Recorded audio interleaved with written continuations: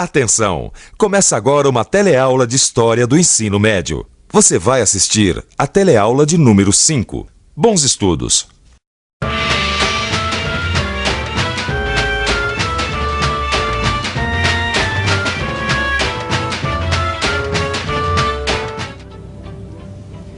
Eu sou do signo de Touro. Quero dar uma olhadinha como está o meu horóscopo aqui nesse jornal. Os taurinos estão mais leves, inteligentes, atraentes e originais. Estarão também hábeis na arte de ganhar dinheiro e vantagens sociais. Tá bom. Você acredita em horóscopo? Mesmo quem não acredita em horóscopo costuma dar uma olhadinha no horóscopo dos jornais. Vamos conferir? Você costuma, às vezes, consultar o seu horóscopo no jornal? Ah, sim. Consulto. Você tem ideia de onde vem esse costume de consultar os astros? Não tenho. O costume de consultar os astros é muito antigo. Começou na Mesopotâmia e é exatamente este o tema da nossa teleaula de História Geral de hoje. Você vai conhecer uma região onde muitos povos viveram, construíram e conquistaram impérios e onde estão as raízes de uma cultura que é nossa também. E vamos começar a teleaula de hoje com uma pergunta. O que quer dizer Mesopotâmia? Mesopotâmia é uma região do atual Iraque, que significa região entre rios. Entre os rios Tibre e Eufrates, se eu não me engano.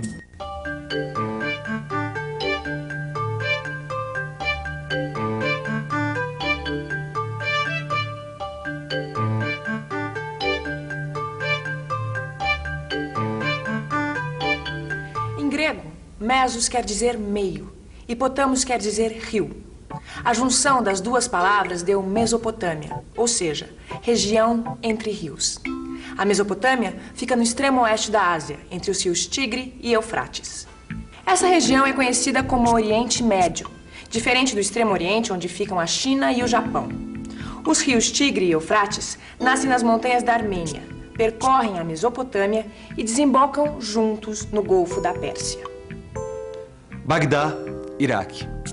Queridos pais, já comecei a trabalhar nas sondas de petróleo. Quem vê a Mesopotâmia hoje não imagina que ela possa ter sido tão importante no passado. Apesar de possuir uma das maiores reservas de petróleo do mundo, é uma região pobre, estéril, coberta de pântanos e deserto. Mas nem sempre a Mesopotâmia foi estéril.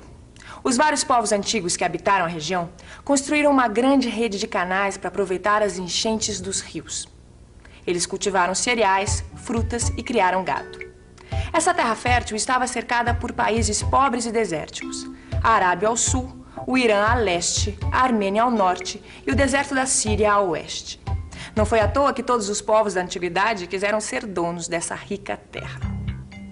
A disputa pelo poder da Mesopotâmia se deu basicamente entre dois grandes grupos de povos, os árias e os semitas.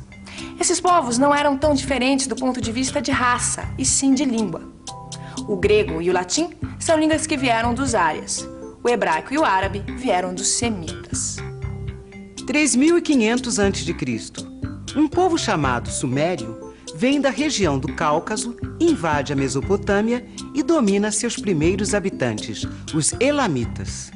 No sul da região, os sumérios se fixam. Para eles, acabou a vida nômade de deslocamentos constantes. Os sumérios criaram um modo de vida que seria adotado por todos os povos que conquistaram a região depois deles. As cidades-estado faziam parte desse modo de vida.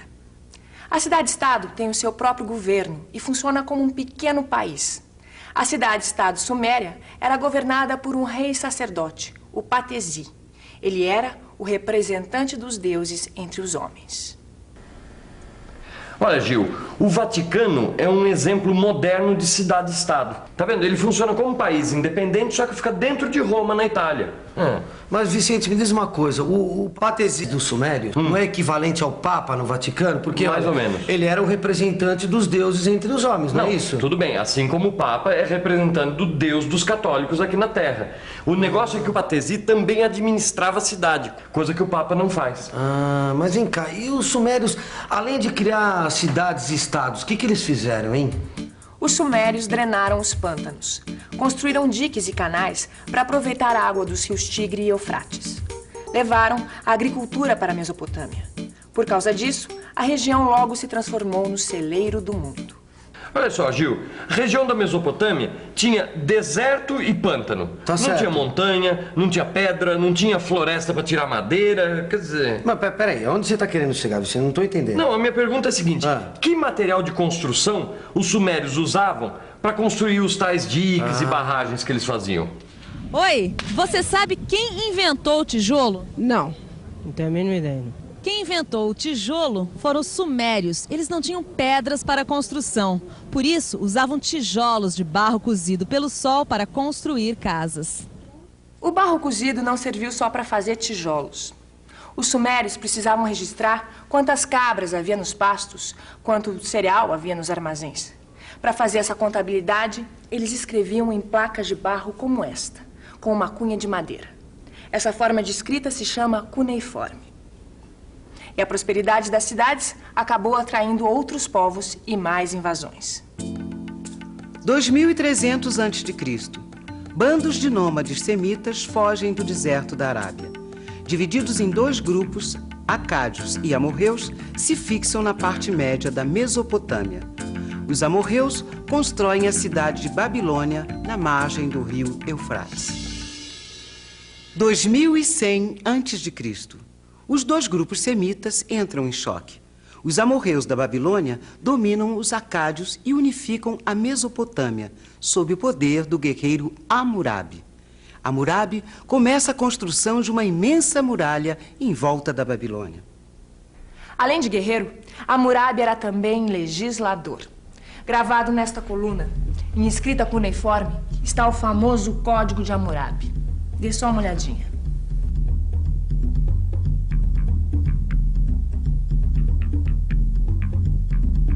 Você sabe o que é um código? Código Civil Brasileiro, Código Eleitoral, Código de Defesa e Proteção ao Consumidor. Mas afinal de contas, o que é código? Ah, não sei. É um conjunto de leis. Um código é um conjunto de leis. Um código é um conjunto de leis. Elas dizem o que as pessoas podem ou não podem fazer. O Código de Hammurabi foi o primeiro código social e político da antiguidade. O Código de Hammurabi se baseava no princípio olho por olho, dente por dente. Se alguém matasse uma pessoa da minha família, eu tinha o direito de matar uma pessoa da família dela. Hoje em dia, nós não resolvemos mais os conflitos de interesses fazendo a justiça com as próprias mãos. Esse poder pertence ao Estado. Mas enquanto a Mesopotâmia progredia, as guerras de conquista continuavam. Agora é a vez dos árias. 1900 a.C. A região dos semitas é invadida pelos hititas, que vêm do Cáucaso. Os hititas arrasam a cidade de Babilônia, seguem viagem e acabam se fixando na Ásia Menor. Em seguida, vêm os mitânios, que se fixam ao norte, e, na sequência, os cassitas. Os cassitas vão dominar toda a Mesopotâmia por mais de 6 séculos. Os árias só conseguiram tomar a Mesopotâmia dos semitas porque tinham 2 trunfos, o ferro e o cavalo.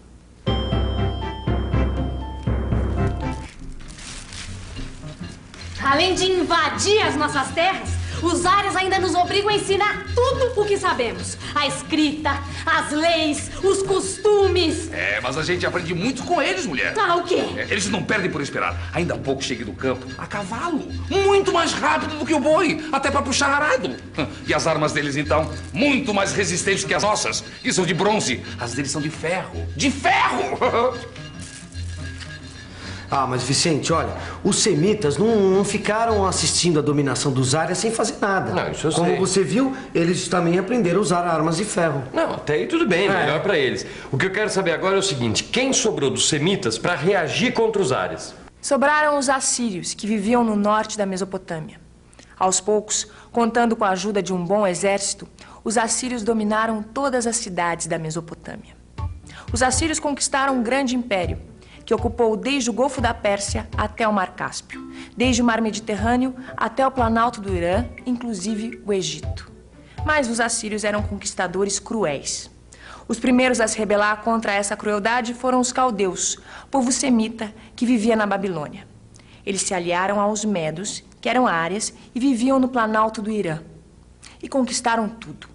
O maior conquistador caldeu foi o rei Nabucodonosor. Os prisioneiros das guerras eram levados para a Babilônia como escravos. Lá, tinham que construir muralhas e os magníficos jardins suspensos. Eles foram destruídos, mas ficaram conhecidos como uma das 7 maravilhas do mundo antigo. Todo esse poder subiu à cabeça dos reis que vieram depois de Nabucodonosor. Eles começaram a relaxar com a segurança. Resultado, os persas, outro povoário de onde hoje fica o Irã, capturaram a Babilônia. E a Mesopotâmia virou uma província do vasto Império Persa, comandado pelo rei Ciro. Mas todos os povos que dominaram a Mesopotâmia adotaram o modo de vida dos sumérios. Aprenderam a plantar e colher. Fizeram obras para controlar e aproveitar as enchentes e usaram a escrita cuneiforme. A forma de governo também era a mesma. O rei representava o deus da cidade na terra e tinha poder absoluto. Os territórios que formavam o império podiam ser de 2 tipos: províncias submetidas e províncias vassalas. Veja como era a vida nessas províncias. Oh, meu irmão. E então, como é que tá a tua província? Tornou-se uma província submetida, meu irmão. Agora os persas mandam em tudo por lá. E a sua? Uma província vassala. Quer dizer, a gente mantém o nosso próprio governo, mas não precisamos mudar os nossos costumes, nem falar a língua deles, nem rezar pelos deuses deles. Deve ser melhor do que morar numa província submetida. É, mas nem tanto. A liberdade é vigiada, temos que pagar impostos em ouro e soldados. Nada é perfeito. Fosse como fosse, sempre existia uma casta governante que dizia o que o resto das pessoas tinha que fazer. Os sumérios obedeciam aos juízes, os assírios aos militares e os caldeus aos sacerdotes. Além da classe que mandava, havia uma corte de nobres que eram descendentes das famílias mais antigas. Os homens livres, lavradores e soldados, e os escravos, quase sempre prisioneiros de guerra. Todas essas categorias estavam no Código de Hammurabi. Graças ao código, os povos da Mesopotâmia não dependiam totalmente da vontade dos governantes. Os mesopotâmios não dependiam totalmente da vontade dos governantes. Eles acreditavam depender da vontade dos deuses. Eles eram politeístas. Mas a Igreja Católica é monoteísta ou politeísta? Monoteísta. É monoteísta que acredita em um só. Monoteísta é quem acredita que existe só um Deus, como os católicos. E politeísta é quem acredita na existência de muitos deuses. Os deuses dos mesopotâmios se comunicavam com os homens através da natureza. Os assírios e os caldeus acreditavam nas mensagens dos astros. Cada templo era também um observatório astronômico. Eles desenvolveram a astronomia e a matemática. Pô, e ainda por cima, hein, Vicente? Eram grandes construtores, hein? Cada palácio, rapaz. E tudo construído de tijolo de barro. Engraçado, né? Como é que uma civilização tão complexa começou de tão pouco, né? Pois é. Vamos verificar isso na revisão. Vamos lá? E atenção, se liga aí que é hora da revisão. Na teleaula de hoje, você conheceu uma região entre rios onde estão as raízes da nossa cultura, a Mesopotâmia. Antigamente, a Mesopotâmia ficou conhecida como o celeiro do mundo. Por isso foi muito disputada, e da sua história fazem parte vários impérios e conquistas. O modo de vida e a cultura que prevaleceram sempre na Mesopotâmia foram os dos seus primeiros conquistadores, os sumérios. Os sumérios contribuíram para as civilizações da Mesopotâmia antiga com a escrita, a forma de governo, a organização social, o soberano absoluto e o politeísmo. Esta deusa de barro cozido representa um povo que tirou do barro uma civilização que se manteve independente por mais de 1000 anos. No seu livro de estudos, você vai encontrar mais detalhes sobre os sumérios. Conheça as nossas raízes e até a próxima teleaula.